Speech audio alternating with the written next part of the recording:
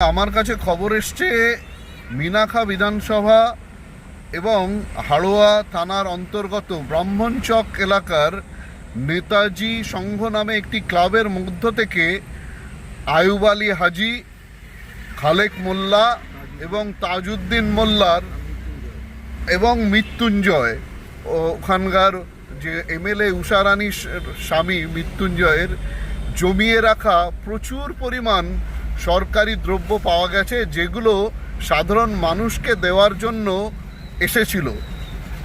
তো এটা কোনো নতুন ঘটনা নয়, এটা পশ্চিমবঙ্গের সর্বত্র হচ্ছে। যেমন সরকারি প্রকল্পের টাকা কাটমানি হিসাবে এরা চুরি করছে, ঠিক তেমনিভাবে সরকারি বিভিন্ন বস্তু যেগুলো মানুষের পরিষেবার জন্য এসছে সেগুলো লুট করেছে। এই সরকার দুর্নীতির বিরুদ্ধে জিরো টলারেন্স দেখাচ্ছে। তো এই বিজেপি সরকারের আমলে কোনো দুর্নীতিবাজ পার পাবে না। প্রশাসন প্রত্যেককে গ্রেপ্তার করবে এবং প্রত্যেককে যথাযথ শাস্তির ব্যবস্থা করবে।